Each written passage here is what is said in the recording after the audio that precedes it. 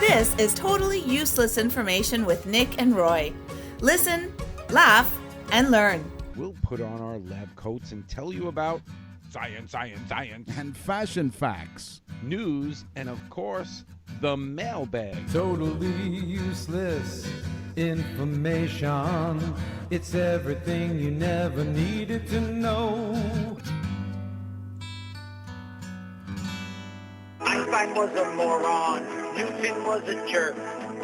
E equals nothing. It's science. Welcome to the show. We're really excited today because we do have a very special guest. Now, we say that with all our guests, but this one truly is a special guest.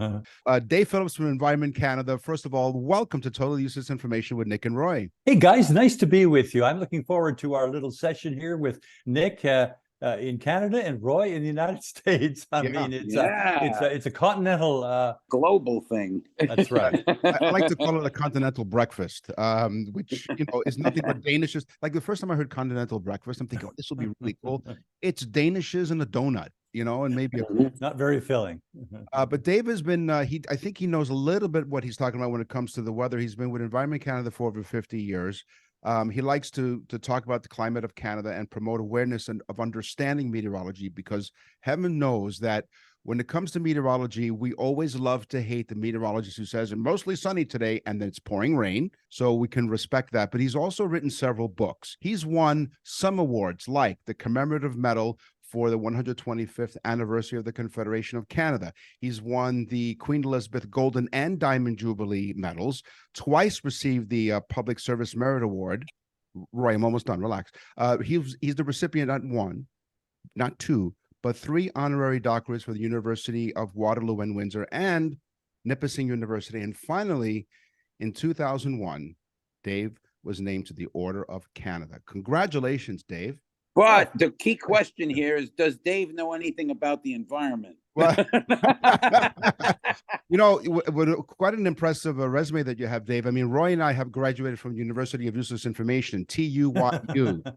I have a question right off the bat. Why don't they call them weatherologists instead of meteorologists? You think meteorologists would just look at meteors? Well, it's true. That's the derivation of it from the Greek, meaning meteors. But hey, it is really about the heavens, the atmosphere, and that's what meteorologists. I'm actually a climatologist, one who's more interested in yesterday's weather than tomorrow's weather, if you can believe it. My kids couldn't even pronounce the word climatologist when I told them what I was. Yeah, it sounds dirty. It sounds rude. Yeah. So, Dad, you're a lady doctor? No, that's something totally different. No. So what we're gonna do today, Dave, is I think we're gonna delve into some weather myths, because you hear all kinds of stuff. They hear over the years, whether it's someone who makes it up or something that has kind of changed hands through the course of time, like broken telephone. It might have started off as a fact, and then by the time it gets to where we're at today, it turns into a weather myth. So, Roy, why don't you give him one of the myths that I think you and I have been contemplating over the last little while? I like this one, and I need an answer to it. Do thunderstorms turn milk sour? Wow. That has been one that I've seen. It's actually a little change. It's sort of thunder curdles cream, lightning sours milk. Now, you don't hear that so much now, but you talk to your grandmother, your great-grandmother, and boy, that was a very common kind of comment before refrigeration. Because back on the farm, say in the 1930s and 40s, you'd kind of milk the cows. That milk was sweet, and by gosh, the afternoon, late afternoon, it was sour. And what had occurred in the meantime was a thunderstorm. And so a lot of people thought it was that thunder and it was the lightning that caused the milk to sour. What really it was the weather that occurred during the thunderstorm. The kind of hot and humid kind of condition would kind of cause bacteria to grow rapidly. The lactic acid bacteria in the milk grows rapidly, and so that's what would happen. You would store it in sort of the spring house or the cool cellar, but not the refrigeration. So finally, when refrigeration came, you kind of didn't see that particular saying. You see, I should have asked Nick that, because Nick was around in the 1840s before refrigeration. Okay. All right, let me repeat this once again, because you have trouble remembering this stuff, Roy. Roy is 2 months older than I am, number one. Number two, Who do you think was churning the butter? He was.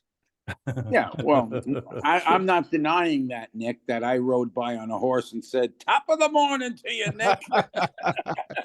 In my weather, one of my weather apps, recently it said, chance of showers, and it had this icon of raindrops, kind of like a teardrop, I guess, So, and I remember as a kid drawing raindrops as like these little raindrop looking images.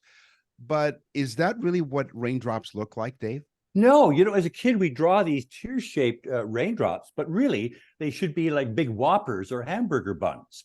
Because what happens, that raindrop falls and the pressure, it comes against the pressure and it flattens the bottom of the raindrop. And then because the pressure is less on the sides, it kind of rounds the sides. So you have that kind of hamburger-looking rain drop that really is the true shape of it. Now, as the raindrop gets fairly large near the ground, it begins to break up into smaller pieces. But initially, most of the raindrops have that kind of hamburger bun look to them.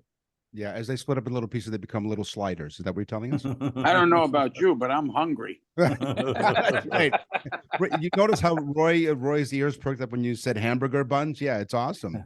Did you ever hear the one about is the fact that lightning never strikes the same place twice? Yeah, okay. Does it? And that's interesting. It does. In fact, I've met farmers who build structures where lightning has hit because they think they're somehow immune from lightning at that particular spot. And so it really is, there's something about lightning that is attracted maybe to that spot. So that's why it could come back. Now, I also say, well, a few years ago, you could talk to Roy Sullivan. He was a U.S. forest ranger from Shenandoah National Park. He was hit 7 times by lightning, and he survived. And in fact, it was so often, whenever there was a thunderstorm, people would leave his side, or that restaurants wouldn't serve him because they felt that he drew lightning somehow. But that's shocking. It is. It's dazzling and deadly. Now, Roy, unfortunately, is not with us. He wasn't killed by lightning. He took his own life because I think he had come so often, and he lost toes and fingers, and his hair was singed. He was really beaten up badly by these lightning strikes. So you don't fool around. I mean, lightning can kills about 10 to 12 people a year in Canada and more in other parts of the world. So it is, and interesting, guys, we're always afraid of the thunder, but not the lightning. Thunder's never hurt anybody. I mean, kids going, oh my gosh, I'm waking up and pets and animals. But really, thunder is, it caused, I think, a couple of times people went deaf because of the loud thunder. But in terms of the lightning, it really is deadly and has about 10,000 times the power of the electric chair. So you don't want to be hit directly by lightning because, hey, you won't survive. I'm glad you answered that because I've asked Nick a bunch of times to stand outside with a big metal pole to see if it hits in the with a 9-iron. Yeah. I mean, too bad Roy, was it Roy, what was his name? Roy Sullivan. Sullivan, yes. Too bad he took his own life. I was going to say, he'd be really popular around town because someone would take like a raw piece of meat and say, could you hold this for a minute? Look, you know what the scary part is? The lightning keeps hitting where they buried him. Well, there you go. And he was known as the human lightning rod. So he had a particular label associated with him. Now he's known as human fertilizer. Oh, yeah. You're listening to Totally Useless Information with Nick and Roy. Our very special guest is Dave Phillips from Environment Canada, and we're talking about weather myths today. And Dave went to our website, nickandroy.com. He loves it, right, Dave? I do. It's just entertaining and educational. Talk about putting them on the hot seat. Right? Yeah. We're wonderful, aren't we? Yeah, Dave's like, where's that lightning when you really need it? Dave, I've heard this a million times, and I want to know if it's true, and so do our listeners. Are no two snowflakes alike? Well, it's a tough one. I mean, nobody has really judged it in terms of counted them or gone out and looked at them and said they're identical. Because when we look at them in terms of a microscopic look, in terms of the build, how it's structured, there really is no two snowflakes alike. Some people have said they are, but really they aren't. But who's counting? I mean, it's you look at the number of snowflakes that fall. I mean, it would be it's something you could never properly answer. But when you look at it in terms of they're all six-sided, so they have a similar structure, but they really, when you break it down to the molecular structure of it, hey, they're be different in some way that you could claim that they're all unique. Yeah. Cool. Roy tried to hold one in his hand and said, I'm going to wait for one that matches this one. It's like his own version of Match Game. Well, I collected a lot of snowflakes, and I've been looking at them down here in Florida. No, I think your definition of snowflakes is completely different. It's like, can you tell two snowflakes apart? That, well, we love our children all the same, don't we? Anyway, moving on to the next weatherman. Now, speaking of snow, now, Roy, you live in Fort Myers, Florida, so you might want to step away from the studio for just a moment because this doesn't relate to you. Although you did grow up in New York. Dave, is it ever too cold to snow? No, guys, that is one I hear a lot. It is never too cold to snow. There's always some humidity in the air. Now, what you can say is that when it's really cold, you don't get a lot of snow. You don't get these huge dumps of snow, these Paul Bunyan snowfalls that bury a city and cause the army to come out and rescue people. But certainly in cold areas, you get a lot of, often it snows. For example, the Arctic, often described as a desert. Well, it snows a lot up there, but it's always little skiffs of snow, little, and just because there's not very much moisture in the air, but there's always something in the air in terms of moisture, so you will get that. But when temperatures are very close to the freezing mark, then that's where you get the most snow, because that is when the humidity is in the atmosphere, the moisture in the air is the most, and so you'll get these big dumps of snow that occur in places where it's not as cold as it would be in other areas. Nick and Roy will continue with totally useless information. We're back with totally useless information with Nick and Roy. Listen, laugh, and learn. You're listening to Totally Useless Information with Nick and Roy. Our very special guest is Dave Phillips from Environment Canada, and we're talking about weather myths today. I've seen The Wizard of Oz. We all have, and tornado hits the town in Kansas there, and a tornado's hitting. And then this is what I've heard: in order for you to save your house from the pressure, because it's a lot of pressure going on, and Dave, you can probably explain a tornado way better than I can. Is it true that you should open up your windows and doors in order to, when a tornado approaches, to save your house? Nick, that has been a myth for so long. And people, we really advise people against it, because they're losing valuable time when the tornado is bearing down on you and you're hunkered down and you go say, oh my gosh, I better open the windows, because the feeling was that what caused the destruction was the pressure difference between inside and outside. So if you open the windows and open the doors, this would equalize the pressure and it wouldn't have any problem. It's not that causes it's what happens is the winds will actually lift the roof off of a house. Right, I was just going to say, so thank God I left the windows open as you're looking up and seeing the sky, because you have no roof left. So you don't look for your pets. You just get to safety and forget all those sort of little do's and don'ts that our grandparents told us about. Oh, what should you do though? Is it true to go into your basement? Yes, it truly is. You go to the lowest place in your home or your dwelling, and if you don't have a basement, it's best to go to an interior closet without windows. So a bathroom is a good place to be, because they often don't have a lot of utensils around and things like that. And also, I've heard of people laying in the bathtub with a mattress over them. That's almost foolproof. And that's where Nick sleeps a lot of times when he gets in trouble with his wife. Yeah. My dog house, after so many years of marriage, Dave, is fully furnished, including a mattress and a Just don't go down to the basement and stand there and wait for the house to be blown to smithereens. You hide under a workbench. You get behind a Chesterfield. And what you always do is cover your head and your neck. Those are the most vulnerable parts of the body. And I've seen so many people when they've been talking about the eyewitness account of a tornado, and they all have little nicks. It looks like they've cut themselves shaving. And really, this is like little pebbles flying about, straw, glass pieces. Glass pieces. These are the things that actually kill you. That is very, very good advice. I do that with Nick a lot. I cover his head with a bag Yeah. when I do in the show Yeah. for the I- safety of everybody that's watching. I got a question for Dave. yeah. You're a climatologist. Here's my question. Are we in a warm cycle or a medium cycle as far as the Earth? Because that's a question I have, because I hear some scientists say we're in like a medium cycle. We're not in a warm cycle. Don't tell me that in Florida, and so I've actually watched the program the other day on a guy who says we are literally in a medium cycle. So we're not in a warm cycle. So I would argue that we're into a hot cycle. I mean, this is, and clearly the world has never been. You take this past month of July. I mean, we've had the warmest days. July 6th was the warmest day. Stick a thermometer in the world. What we have seen is clearly a global fever. And we saw the warmest 2 weeks on record. I'm sure any day now, July will be declared as the warmest month. And by the end of this year, we'll probably say 2023 was the warmest year. And these records, in some cases, on daily records, go back 120,000 years.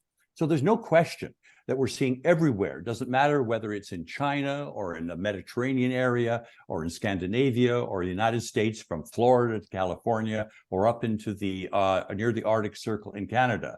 We're seeing temperatures we've never seen before. And I don't think there's any denying it, is the fact that it's not only nature producing this heat, but it's also people, the stuff coming out of our tailpipes and smokestacks, that we clearly are living in a warmer times. yeah, this is why I stopped Nick from eating beans and cabbage, because he was emitting out of his tailpipe Yeah. and hurting the environment, Dave. I Needs was to do his part. I was direct competition with the cows. Is that what you're saying with the methane? One now, last- don't talk bad about cows, Nick. That's right. Yeah, that's right. You're the one that, what was it when we asked you, what do you call a cow that's laying down? You call it ground beef. It doesn't work that way. One last question before you go, Dave, because I have other weather stories that maybe, maybe we can invite you back another time if that's okay, and talk about some of the weather stories, because you've written a few books about weather. In fact, you even have like, as I mentioned in your intro, a Canadian calendar. Would you mind coming back in a future episode? Sure, guys. I enjoy it very much. Awesome. So Roy lives in Florida, and Florida, unfortunately, is prone to a lot of hurricanes. And Yes. recently, Roy was part of Hurricane Ian. Now, the names of the hurricanes are alternate between male and female. Am I remembering that correctly? That's right. It began, Nick, in 1979. Before that, it was all male name hurricanes.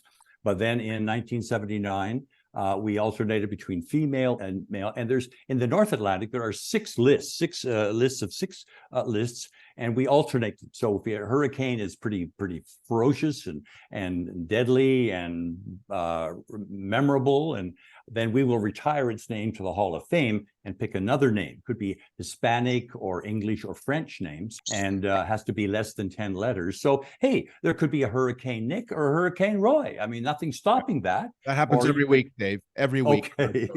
Yeah. What's interesting, guys, in the naming of hurricanes, what we have found is there are more female named hurricanes are deadlier than male hurricanes. Now, I mean, that is just a quirk. But there's a bit of sense to it, in the sense that when we have hurricanes named like Debbie and Flo and hey, I mean, these don't, or Patty, these don't seem to be very ferocious, they're like, it's like the girl next door. I mean, you're not going to evacuate when you have Hurricane Debbie bearing down on you. But what about Hurricane? Really? Dave, let me interject. I have to interject. Dave, have you been married, Dave? So listen, Roy, could you tell Dave and the rest of the audience what your wife's name is? My wife's name is Debbie, Hurricane Debbie. That's what I call her, Hurricane Debbie. Oh, I picked the wrong name. But hey, what about, I think we should name the female name hurricanes Gertrude or Zelda or Broomhilda. At first I didn't trust Dave, Nick. Yeah. I didn't trust his expertise until he said Hurricane Debbie, and I realized he knows what he's talking about. Yeah, she's not home with you right now, is she? She's at work now. No, she's out just blowing around out there, So there's no scientific reasoning behind the fact that female named hurricanes is just that how people behave. That's right, exactly. But if you get a hurricane like Attila or Ivan Yeah. or Igor, I mean, I that's agree. going to scare the bejeebies out of you. So you're going to pay Exactly. attention, do the things you're supposed to do in a hurricane, but not with little tame names like, well, Flo or Mary or something like that. Wow. Yeah. Incredible. Well, Dave, you've just been wonderful. This is so interesting. We can go on and on, but I think we should save some of the material for next time. We really appreciate your time, Dave Phillips from Environment Canada. After 50 years working in Environment Canada, I think you've really shed some light on some of the myths. You've answered some questions. Dave has gotten so many awards over his 50 years in climatology. Yes. He's gotten medals and things given to him by important people. Yeah. But Dave, before we got on the show, said he wants us to know that this is the biggest honor of his life to be on our show. I might decide to retire now, guys. After He's done it all. He's done it all. Dave from Environment Canada, thank you so much. We're looking forward to speaking to you again soon. Thank you, guys. Bye-bye. Thanks, Dave. Thank you for joining us here on Totally Useless Information with Nick and Roy. We really do appreciate it. Over 65 countries now and growing. We really appreciate all of your support. We are in Canada on the iHeartRadio Talk Network, coast to coast to coast. We thank you for that. We ask you to visit our website, nickandroy.com. All kinds of cool stuff there. Yeah. Go to nickandroy.com. You can hear a sample. It is the greatest gift that you could buy for somebody. If you have somebody that you say they have everything, we do a small show for that individual person on the day that they were born. We talk about everything that happened on the day that that person was born and all kinds of stuff. It is the coolest gift. And honestly, go on, listen to it. nickandroy.com. Everyone has a birthday. nickandroy.com. Nick and Roy will continue with totally useless information. You're listening to Totally Useless Information with Nick and Roy.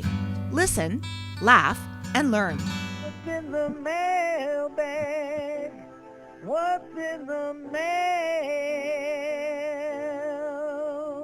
Elizabeth went to nickandroy.com and sent us an email. She's from Rhinelander, Wisconsin. Dear Nick and Roy, our family loves your show. We literally gather around our tablet and listen to your show every Thursday, which is the day that we release the show. So thank you. We were wondering, because since both of you are scholars of useless information. Oh, God. Oh, my God. Scholars of useless information, what does GMT stand for when it comes to time? Well, Elizabeth, first of all, don't you ever call us scholars again. But then again, it is of useless information, so thank you. Elizabeth, GMT scholars. That's a good word. Scholars of useless information. GMT stands for Greenwich Mean Time, the local clock time at Greenwich. It wasn't until the invention of the pendulum clock in the 1650s that it was possible to work out the relationship between the mean clock time and solar time. John Flamsteed came up with the formula for converting solar time to mean time and published a set of conversion tables in the early 1670s. Soon after, he was appointed as the first astronomer royal and moved into the new Royal Observatory in Greenwich. There you go. It's because of the pendulum clock, and he converted it from solar time to mean time. In the meantime. Right. And now she also learned that it's only 23 hours, 56 minutes, and 4.09 seconds. Yes. And in the meantime, if you'd like to send us an email, you go to see what I did there. You go to nickandroy.com. What's in the mail? That's why I'm the scholar on nickandroy.com is where you check us out. Welcome to the Totally Useless Information Fashion Show. Here's our quickie. The first hoop skirt. That's the story of your life. Yeah. We've changed the definition of a quickie. The first hoop skirt ever worn, Queen Juana from Portugal. She wore the first ever hoop skirt in a bid to hide the fact that she was pregnant. Dun, dun, dun. Dun, dun, dun, dun. Yep. Ba-da-ba-bum. I actually saw that when I was doing research, and I was going to grab that one, and I didn't, See? because she was pregnant already. So why did Prince, the singer, love purple? Well, because it was the color historically worn by only emperors, aristocracy, and magistrates. Okay, again with the big words. I'm really Yes. knocking it out of the park. Yeah. I would think I'm flying, Nick. No, okay. So the emperor's aristocracy and magistrates wore purple. So being a prince, I guess he figured I would wear purple. And that's, again, I think it's just a subliminal thing because of the color purple. Yeah, there you go. Well, there you go. Prince had some great music, too. In the Middle Ages, poorer people wore mittens. At the same time, the richer class wore gloves to show off their wealth. So I know that a few episodes ago you talked about how the different classes wore different kinds of gloves. Now I'm going to bring it up again because someone said to me, they said, look, we love listening to your show and we think you guys are hilarious. I'm like, yeah, okay, go on. Get to your point. And their point was, they said, I really was intrigued by what Roy said, because I think you came up with the fact that depending on the class, it depended on what kind of mittens or gloves that you wore. And I'll repeat it. In the Middle Ages, poorer people wore mittens. At the same time, the richer of the classes would wear gloves to show off their wealth. And there you go. There's the clarification right there. You don't have to ask any more questions because he went to nickandroy.com. Well, it makes total sense because, of course, it takes more to sew fingers, more time to sew fingers than it does just going around in a circle and making a mitten. So, of course, they were showing off. Are you implying that I go around in circles? I'm implying that they probably wore purple gloves, too, because they were emperors, aristocracies, and magistrates. There has always been a rumor that Louis Vuitton burns any old stock to keep a tight hold on exclusivity. Again, the word exclusivity. Now, think about that. He burns his old inventory so as to keep exclusivity.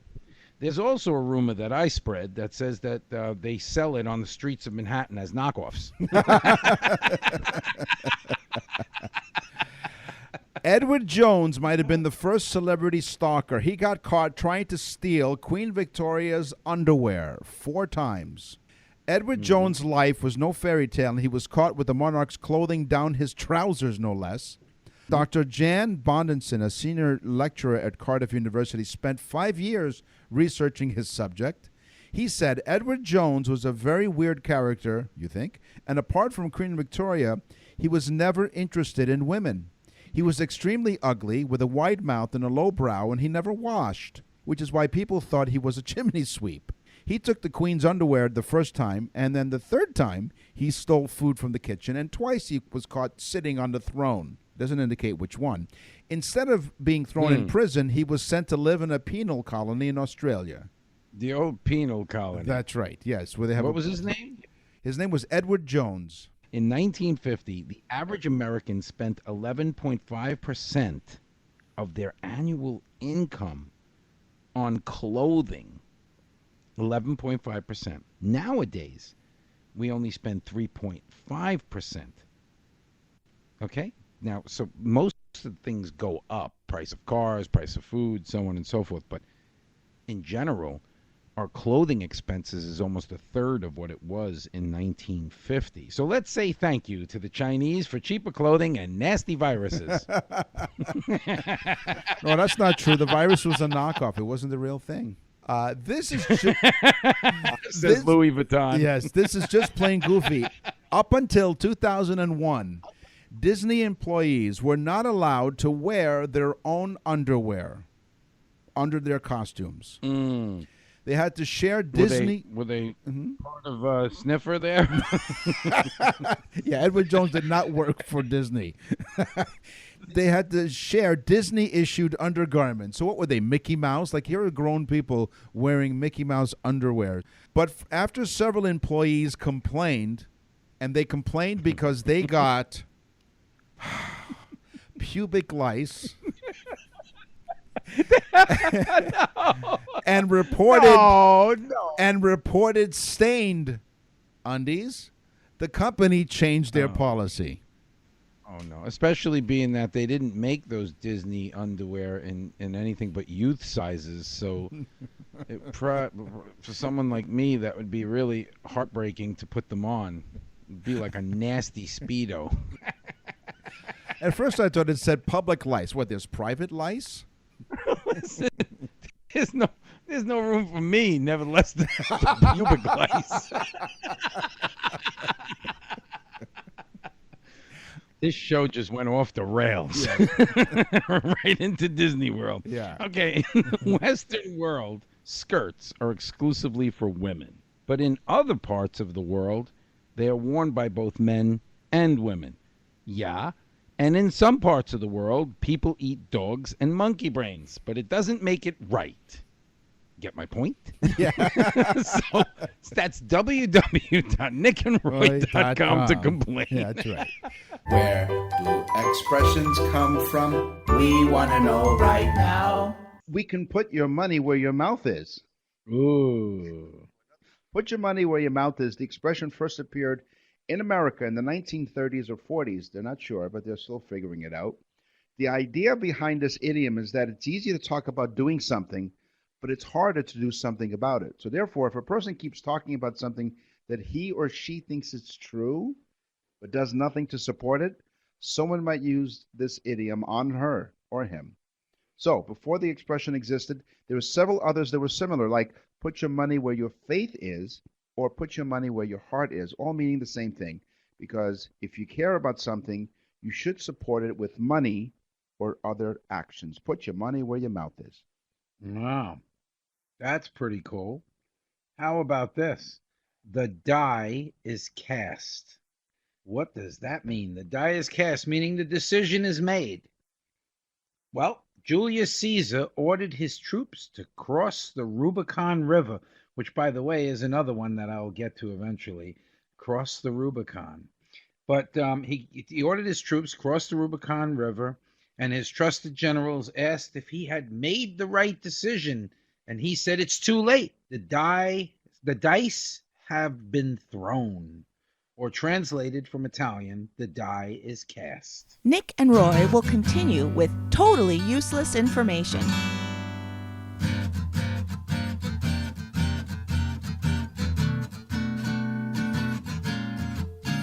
You're listening to Totally Useless Information with Nick and Roy. Listen, laugh, and learn. Sports. Play ball. Yes, support can be beautiful. I'm wearing an athletic support. Yes. We want to thank all of you for your athletic supporters. Yes. It takes 3,000 cows to supply enough leather for one season in the NFL. 3,000 cows. 3,000 cows? 3,000 cows to provide enough leather for the NFL to supply their footballs for one NFL season. That's a lot of cows. Yeah, 3,000 cows and about 10 deflated balls from Brady. Yes. I wonder if the cows' balls are deflated when they get the leather off of them. It's okay, Boston. We know you cheat. Michael Phelps, U.S. swimmer, has won so many gold medals that if he were a country, he'd rank 35th. If he was a country for gold medals won, ahead of 97 other nations. Just him. That's a lot of medals. Oh my God, that's insane. The one man has won so many medals that he would rank 35th out of countries. 35th. Come on. That's a slacker. Come on. Really? You couldn't do better than that? Ferdinand Louis Ansador Jr. was a professional basketball player who played 20 seasons in the NBA. Don't you know Ferdinand Louis Ansador? No? Never heard of him? No. After leading the Milwaukee Bucks to its first NBA championship in 1971, Ferdinand was 24 years old. He changed religions and became Muslim and renamed himself Kareem Abdul-Jabbar. What is he doing now? Where are they now? He collects rugs. His feet need something softer after a dominant career on the hardwood, I guess, so he collects rugs. Kareem Abdul-Jabbar. That's crazy. He's a rug collector. Yep. Not a salesman, a rug collector. He collects rugs. I collect Rug dust. Major League Baseball umpires, they sign contracts, just like the players. One of the stipulations in their agreement is they must wear black underwear. Why? in case they split their pants while umpiring, so that it shouldn't be embarrassing for them, and they have white underwear on. That's a rip. No, listen, in case they rip their pants, they should have black underwear on. But my question is, who checks before the game? Who's the umpire checker? Could you imagine you look and he's got white underwear on and you go, "You're out." Yes, you're out of the game. Wow. Pittsburgh is the only American city with 3 sports teams that wear the same colors. The Pittsburgh Pirates, Pittsburgh Penguins, and of course the Pittsburgh Steelers. The only American city with 3 sports professional teams that wear the same colors, black and yellow. The Pirates, the Penguins, and the Steelers. My favorite team as a child growing up was the Pittsburgh Steelers, and I was, of course, born in New York, and me and Nick met in New York, went to school in New York. But when I was a kid, my mom took me and my brother to go buy football outfits, and the guy said to my brother, "Jets or Giants?" And my brother goes, "Giants." You know, he says to me, "Jets or Giants?" I go, "Pittsburgh Steelers." He goes, "Why?" That's before they were even good. Hey, here's an idea for a loved one. If you have a birthday, a loved one who has a birthday, rather, and everyone has a birthday, what a great idea for you to go to nickandroy.com/birthdays. Yeah, you have to do it, guys. We literally put together a show just for that special person. We give all useless information, facts about the day that they were born, the year that they were born. It is so interesting. You have to go to nickandroy.com. You can actually listen to one.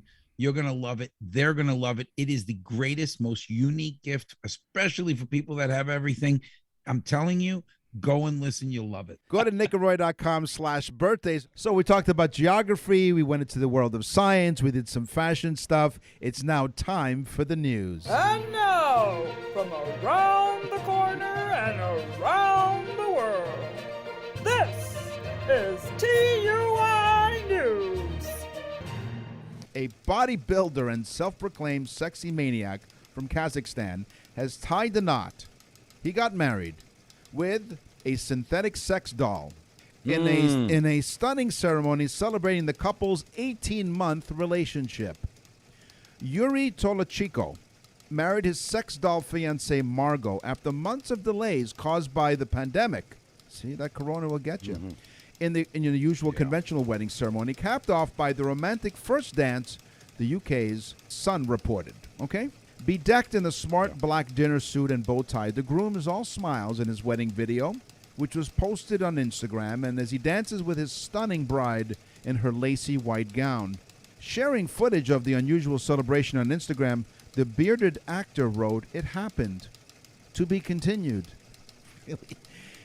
In the social media video shared on Instagram, more than 140,000 followers across 2 accounts. Toloko slips a ring onto Margot's finger before the couple shares a tender kiss in front of a crowd of delighted wedding guests. Now, last May, Yuri announced his... Were they real people, the wedding guests, or were they mannequins? Yes. Mannequin party of 2. Last May, Yuri announced his intentions to marry Margot, claiming the couple was ready to take its relationship to the next stage. Reports say the couple had been together for 18 months. He treats the sex doll like a real woman. Margot also has a very fiery personality. She swears, but there's a tender soul inside. And he claims to have first met Margot in a nightclub where he rescued her from some unwanted attention. Now, mind you, being a sex doll. Yeah, he said, "I love Margot so much because she's a great listener." Yeah, although as he puts a mask on her for COVID. Right. And because she's a sex doll, she has a lot of gas. Yeah. Wow. You know what? Where is this guy from? Kazakhstan? Yes. Oh, okay. Well, that explains it. There's like so much uranium there, it probably rotted their brains. Here they have a video and dancing with this plastic woman who, by the way, it sounds pretty intriguing to me. I mean, she basically can do a lot of different functions. Women only have half the size of a brain, as you said, Nick, not me. So why bother? Just get the latex mannequin woman who doesn't talk back. You know, like she enjoys everything you do. You go, want to watch football? Oh, okay. And here's the best part: she's recyclable. That's all the time that Exactly. That's all the time we have for this week's episode. We will scour the internet far and wide for more useless information Actually, as we do every week. I'm sorry I interrupted you, but actually they should tell us because we're basically clueless and we do what everybody else No, we're does scholars do. of That's useless. why we're married. No, we're scholars of useless information. In the meantime, tell a friend about the trend by sharing and subscribing, folks. Go to our website, www.nickandroy.com. I'm Nick. And I'm Roy. Totally Useless Information with Nick and Roy is a production of nickandroy.com. Visit nickandroy.com to access the full library of episodes or wherever you get your podcasts.